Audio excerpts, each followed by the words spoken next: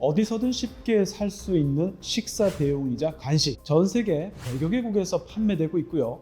현재까지 무려 500억 개를 판매했습니다. 2017년부터 배양육 사업을 적극적으로 추진하고 있으며 전 세계에서 가장 먼저 이것을 만든 회사 어디일까요?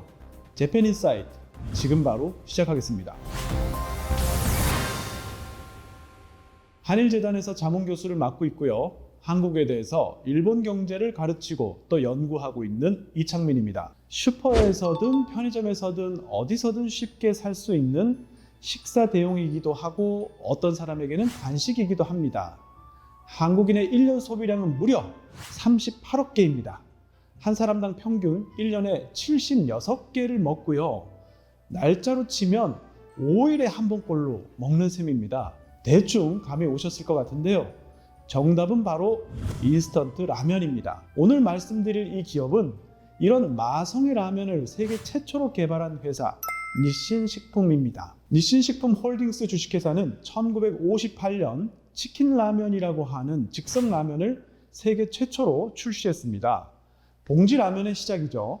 그리고 1971년에는 세계 최초로 컵라면을 개발하기도 했습니다. 니신식품의 컵라면은 지금 전 세계 100여 개국에서 판매가 되고 있고요.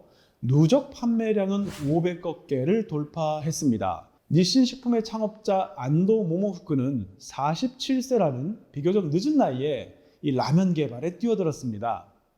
당시는 전쟁 직후였기 때문에 이 식량이 부족한 상황 속에서 라면 가게 앞에 길게 늘어선 사람들의 행렬을 보고 즉석 라면 개발에 관심을 갖게 됐다고 합니다. 안도 회장은 라면 개발에 5개의 원칙을 세웠습니다. 첫 번째, 맛있지만 실증나지 않는 맛으로 한다. 두 번째, 부엌에 늘 보관할 수 있도록 보관성이 높은 제품을 개발한다. 세 번째, 요리에 시간과 노동력이 많이 소요되지 않는 간편식품으로 한다. 네 번째, 가격은 저렴하게. 마지막으로 5번째, 안전하고 위생적인 제품으로 한다. 안도 회장은 1년 정도 개발 노력을 통해서 순간 유열 건조법이라는 제조법을 개발하게 됩니다. 이 순간 유열 건조법은 면을 기름으로 튀길 때 이 면에 함유된 수분이 순식간에 증발하면서 아주 미세한 구멍을 남기게 되고요. 나중에 뜨거운 물을 붓게 되면 이 미세한 구멍으로 물이 스며들면서 면이 부드러워지는 그런 기술입니다. 다만 이 순간 유열 건조법으로 생산한 라면은 약점이 있었는데요. 일단 면에서 기름 냄새가 난다는 것, 그리고 가공하는 과정에서 칼로리가 너무 높아진다는 단점이 있었습니다. 결국 후속 연구를 계속 거듭해서 1969년부터는 80도의 열풍으로 면을 건조시키는 노프라이 공법이 도입되게 됩니다. 이렇게 이 소비자들의 니즈를 지속적으로 고민하면서 이 니신식품은 이노베이션에 굉장히 강한 기업이 됐는데요.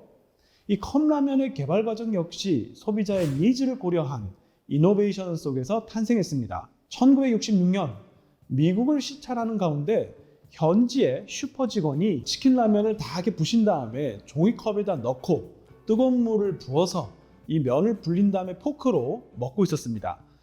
사실 미국에서는 라면을 먹기 위해서 사발도 없고 젓가락도 없었죠.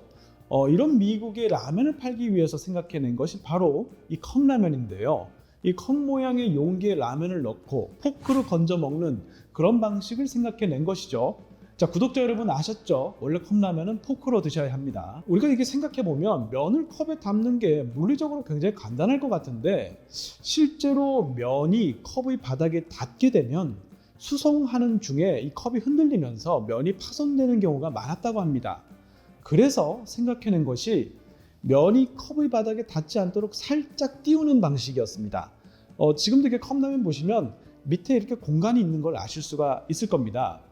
그런데 이렇게 면을 바닥에서 살짝 띄우다 보니까 이 면을 담는 게 또 쉽지 않았다고 합니다. 그래서 고민 끝에 면을 컵에 넣는 게 아니라 아예 바닥에 면을 올려놓고 그 위에 컵을 씌우는 방식으로 이 문제를 해결할 수가 있었습니다. 자, 일본 라면 하시면 어떤 맛이 떠오르시나요?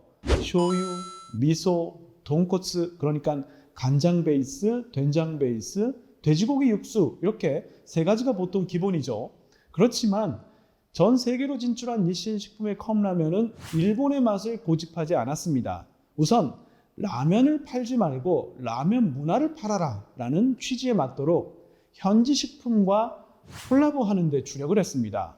프랑스에서는 데리야끼 치킨 맛이라든지 소고기 스키야키 맛처럼 프랑스인들이 생각하는 일본의 맛으로 컵라면을 현지화했고요. 이 싱가포르에서는 칠리 크랩 맛이라는 싱가포르에서만 맛볼 수 있는 그런 컵라면을 개발했습니다. 이 밖에도 전 세계에서 쇠고기, 새우, 게, 와사비 맛 등 여러 가지 조합을 해서 100가지 이상의 컵라면을 개발했고요. 현지에서 히트친 상품이 오히려 일본으로 역수입되는 경우도 종종 있습니다. 저는 이 니신 식품의 홈페이지를 방문하고 깜짝 놀랐습니다. 이 홈페이지를 보면 회사 연역이나 소개 이런 거는 굳이 찾아보지 않으면 잘 볼 수가 없고요. 그냥 회오리 바람이 불면서 브랜드별로 이 제품을 소개하는 사이트가 등장합니다. 니신 식품은 치킨 라면, 컵누들, 돈베라고 하는 컵 우동처럼 어느 것 하나 평범한 것이 없고요. 브랜드 하나하나가 다 독특한 이미지를 구축하고 있습니다. 브랜드마다 개성이 넘치는 이유는 브랜드 매니저를 따로 두기 때문인데요. 니신 식품은 하나의 상품 브랜드를 두고 브랜드 매니저를 중심으로 하나의 팀이 결성이 됩니다. 그리고 자사 제품인 컵누들을 이겨라가 사내 슬로건으로 쓰이고 있을 정도로 이 사내 팀들 간의 치열한 경쟁을 하면서 브랜드력을 높여갑니다. 물론 니신 식품이라고 고민이 전혀 없는 것은 아닙니다. 여러분들은 그 인스턴트 라면 하면 어떤 생각이 드시나요? 맛은 있지만 건강 생각하면 좀 줄여야지라고 생각하시는 분들이 많을 겁니다. 니신 식품의 고민도 바로 여기에 있습니다. 정크푸드라는 이미지를 벗지 못한다면 라면을 먹지 않는 사람들에게 라면을 팔 방법은 없겠죠. 이 니신 식품은 컵라면이 정크푸드라는 이미지를 벗고 칼로리를 낮추는 그런 기술 개발에 착수했습니다. 1997년에 발매해서 2013년에 리뉴얼한 사이리움 누들은 정부가 인정한 건강 증진 기능을 인정받은 제품입니다. 이 수용성 식물 섬유를 면에 첨부해서 칼로리를 160kcal까지 획기적으로 줄였습니다. 2015년에는 여성들이 좋아할 만한 맛을 찾아서 남부 유럽의 토마토 스프 베이스의 컵라면 라타티유를 발매했습니다. 여성들이 신경 쓰는 칼로리에 대한 걱정을 덜어주기 위해서 아예 컵라면 표면에 스프까지 마셔도 198kcal라고 표기가 되어 있습니다. 일반적으로 컵라면 하나가 353kcal 정도 되니까 무려 절반 가까이 칼로리가 줄어든 것이죠. 이 니신 식품의 경영 이념 중에 하나가 다른 사람에게 도태될 것이라면 차라리 스스로 파괴해버려라 라는 말이 있습니다. 그 정도로 변화를 중요하게 생각하고 차라리 정상보다는 돌연변이가 조직에 더 필요하다는 생각이 굉장히 강합니다. 광고만 봐도 이 니신 식품이 얼마나 개성이 넘치는지 잘 알 수가 있습니다. 지금 보시는 광고는 두 사람이 등장해서 고래 제타이 우마이야츠 이것 정말 맛있는 녀석 하면서 노래를 부르다가요 상품이 리뉴얼되는 장면이 나오면 갑자기 락커로 변신하는 장면입니다.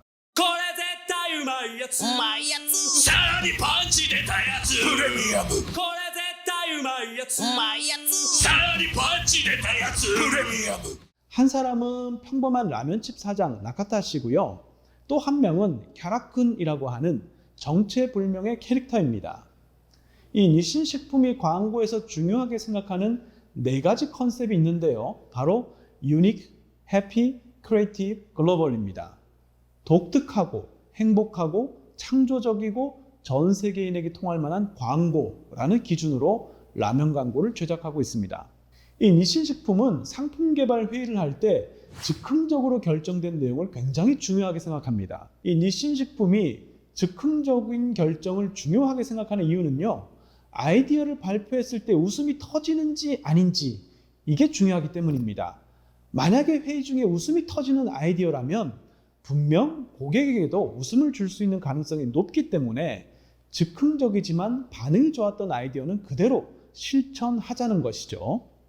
이 새로운 것에 도전하는 조직 문화는 이제 영양식 개발에까지 이르렀습니다. 라면 회사가 영양식을 만든다?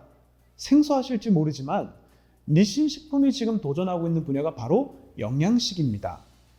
이 니신 식품이 이야기하는 완전 영양식은 3대 영양소인 단백질, 지방, 탄수화물이 아주 밸런스 있게 들어가 있으면서 비타민과 미네랄 등 33종류의 필수 영양소가 골고루 포함된 음식입니다. 니신 식품이 지금 한 일본 기업의 사내식당에 제공하고 있는 완전 영양식 돈까츠 정식은요, 일반적인 돈까츠 정식에 비해서 맛은 전혀 차이가 없습니다만 칼로리 50% 절감, 염분은 60% 절감, 지방질은 무려 75% 절감에 성공했습니다. 완전 영양식 하면 필요한 곳이 또 어딜까요? 그렇습니다. 바로 병원이죠. 의료법인 샤크가 도키노카이는 환자들에게 니신 식품의 완전 영양식을 공급하고 있습니다. 맛은 그대로이면서 완벽한 영양소를 갖춘 음식이 당연히 환자들에게 인기가 있었죠. 니신 식품은 완전 영양식 기술을 인스턴트 식품에도 적용하고 있습니다. 카레밥, 볶음면, 스프, 음료수에 이르기까지 다양한 인스턴트 식품에 완전 영양식 기술을 적용해서 지금 시판하고 있는데요.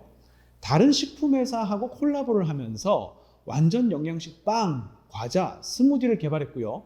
메리엇 호텔하고 콜라보를 해서 냉동 완전식품 시리즈도 출시했습니다. 니신 식품은 2017년부터 배양육 사업을 적극적으로 추진하고 있습니다. 이 배양육은 좀 생소하실 텐데요.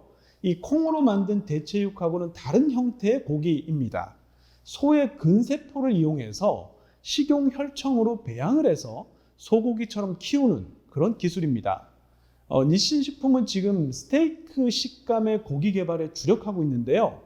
2022년 3월 드디어 먹을 수 있는 배양육 개발에 성공했다고 발표를 했습니다. 도쿄대학의 타케우치 교수팀과 공동으로 배양육 개발을 지속하고 있습니다. 근데 지금도 개발하면서 2주일에 한 번씩 시식을 하고 있다고 하는데요.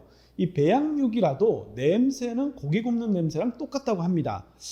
사실 진짜 소고기와 배양육을 비교하면 진짜 소고기의 경우가 근섬유가 훨씬 굵다고 합니다. 결국 이 차이가 맛의 차이를 결정한다고 볼 수 있는데요. 지금으로서는 사실 배양육이 출시되더라도 당장 판매는 쉽지 않을 것 같습니다.